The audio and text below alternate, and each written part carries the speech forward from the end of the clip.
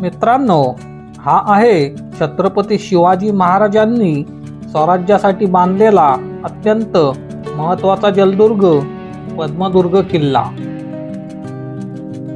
जंजिराच्या सिद्धीला रोखण्यासाठी छत्रपती शिवाजी महाराजांनी समुद्रातील कासा नावाच्या खडकावर हा किल्ला बांधला. तर चला, या व्हिडिओमधून आपण पद्मदुर्ग किल्ल्याची भाग 2 ची व्हिडिओ पाहूया.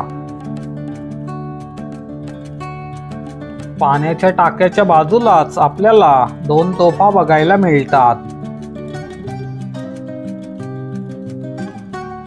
या तोफांच्या मागच्या बाजूलाच आपल्याला किल्ल्याच्या बुरुजावर जाण्यासाठी दगडी जिना लागतो.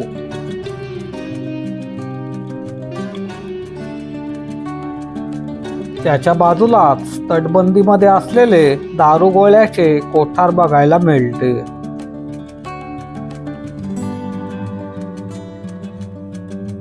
येथे तोफांसाठी लागणारा दारुगोळा आणि तोफगोळे साठवले जात होते.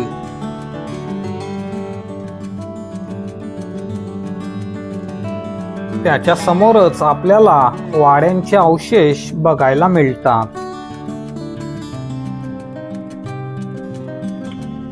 हे अवशेष प्रामुख्याने किल्लेदार, अधिकारी आणि सैनिकांच्या निवासासाठी वापरल्या जाणाऱ्या वाड्यांचे आहेत.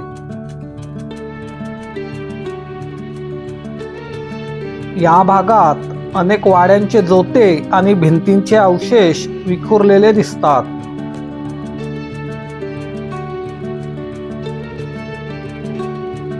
त्याच्या समोरच आपल्याला मुख्य राजवाडा बघायला मिळतो.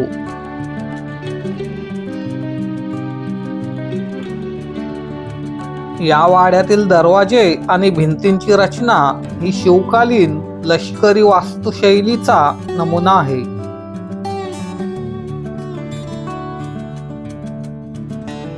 त्याच्या समोरच आपल्याला धान्य कोठारे बघायला मिळतात. किल्ल्यातील सैनिकांची खाण्यापिण्याची सोय करण्यासाठी येथे धान्याची साठवणूक केली जात असे.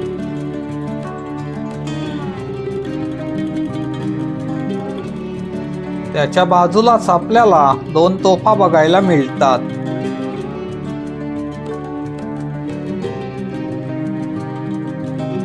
पद्मदुर्ग किल्ल्यातील मुख्य किल्ला बघून बाहेर आल्यावर आपल्याला पडकोट बघायला मिळतो.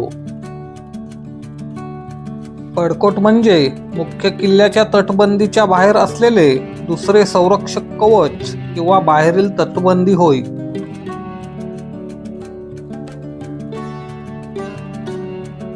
पडकोट येथे आल्यावर तेथे समोरच आपल्याला 2 तोफा आणि त्याच्या बाजूलाच 1 तोफ बघायला मिळते.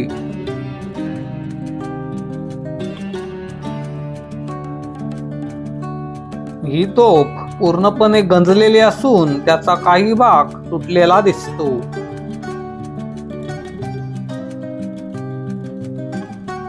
त्याच्याच बाजूला गंजलेल्या अवस्थेत असलेली 1 तोफ बघायला मिळते.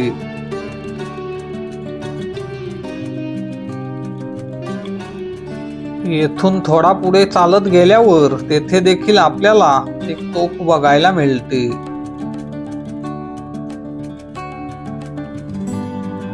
या तोफेचा देखील पुढील भाग तुटलेला दिसतो.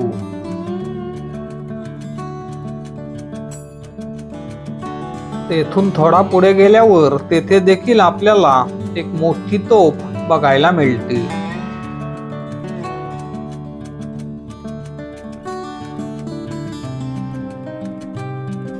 त्याच्याच बाजूला आपल्याला कोटेश्वरी देवीचे मंदिर बघायला मिळते.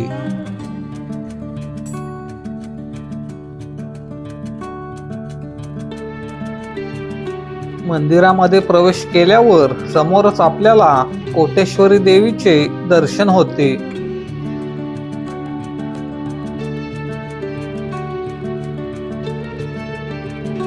काळाच्या ओघात आणि समुद्राच्या खाऱ्या हवेमुळे मंदिराच्या मूळ वास्तूची काही प्रमाणात पडझड झाली असली तरी आजही या ठिकाणी देवीचे अस्तित्व आणि श्रद्धेचे स्थान जपले गेले आहे.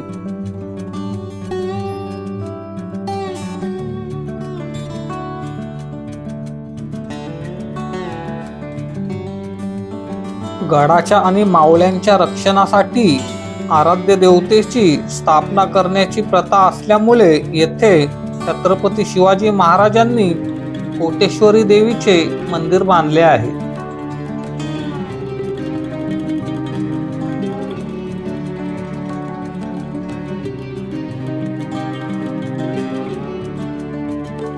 कोटेश्वरी मंदिराच्या समोरच आपल्याला एक पाण्याचे टाके बघायला मिळते.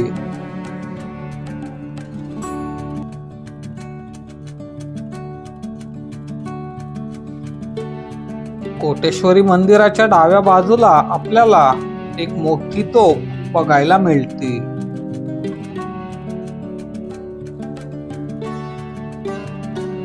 या तोफेची अवस्था देखील अतिशय दयनीय झालेली दिसते.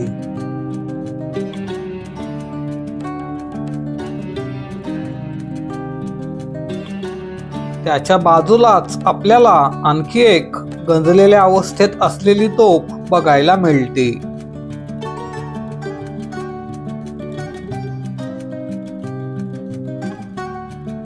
येथील खाऱ्या हवेमुळे या लोखंडी तोफेचे गंज चढून मोठ्या प्रमाणावर नुकसान झालेले दिसते.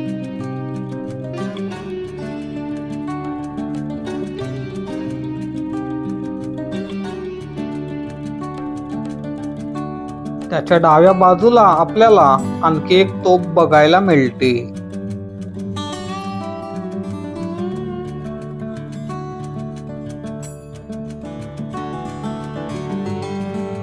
त्याच्याच बाजूला आपल्याला आणखी 2 तोफा बघायला मिळतात.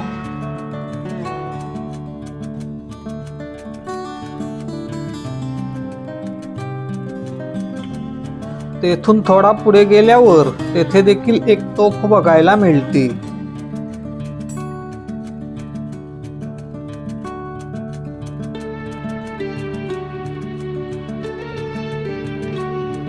या तोफेच्या थोडा पुढे गेल्यावर येथे देखील आपल्याला एक तोफ बघायला मिळते.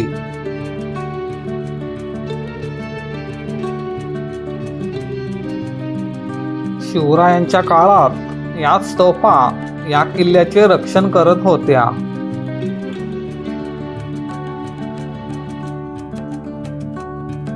त्याच्या बाजूनेच तटबंदीवरून कमळाच्या आकाराच्या बुरुजाकडे जाण्यासाठी रस्ता लागतो.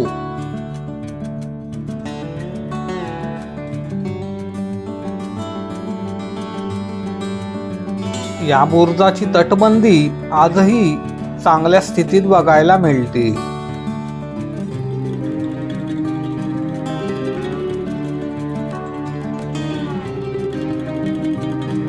या बुरुजावर आपल्याला तोफगाड्यावर असलेली एक मोठी तोफ बघायला मिळते.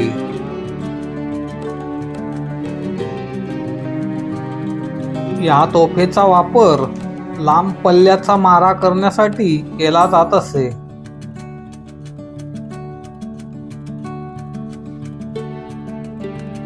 या तोफेचे तोंड समुद्राच्या दिशेला असून येथून जंजिराच्या शिद्दीवर आणि समुद्रातून येणाऱ्या शत्रूंच्या जहाजांवर लक्ष ठेवणे व त्यांच्यावर मारा करणे सोपे जात असे.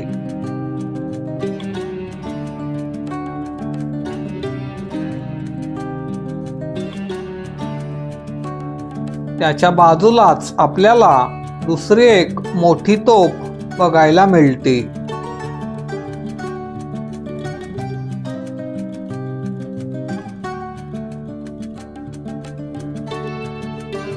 या बुरुजावर देखील आपल्याला दारुगोळ्याचे कोठार बघायला मिळते.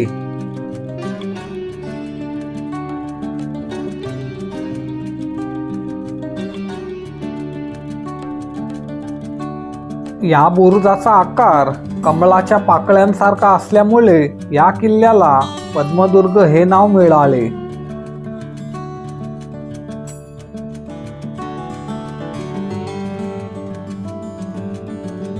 या पडकोडाच्या काही भिंती आणि बुरुज सध्या ढासळलेल्या अवस्थेत बघायला मिळतात. काळाच्या ओघात आणि समुद्रांच्या लाटांच्या माऱ्यामुळे पडकोटाचे मोठ्या प्रमाणावर नुकसान झालेले दिसते.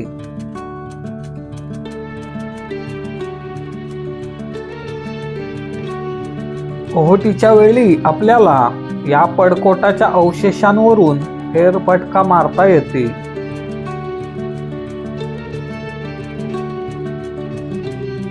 या पडकोटाच्या तटबंदीमध्ये आपल्याला कोठार बघायला मिळते. या कोठाराचा उपयोग दारू गोळा ठेवण्यासाठी केला जात असे. या कोठाराच्या बाजूनेच खाली उतरण्यासाठी दरवाजा लागतो.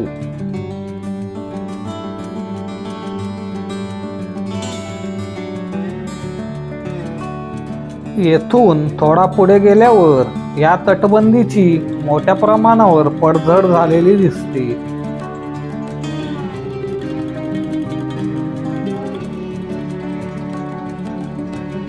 या तटबंदीच्या समोरच आपल्याला वाड्यांचे अवशेष देखील बघायला मिळतात.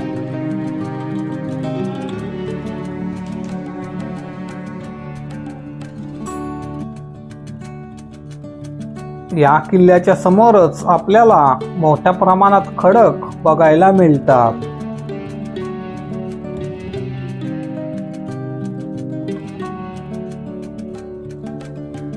संपूर्ण पद्मदुर्ग किल्ला बघून झाल्यावर आपला परतीचा प्रवास सुरू होतो.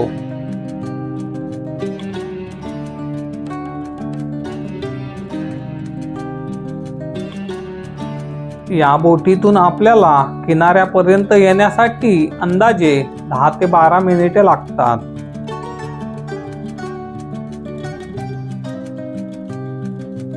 या बोटीने किनाऱ्यापर्यंत आल्यावर आपला पद्मदुर्ग किल्ल्याचा प्रवास पूर्ण होतो.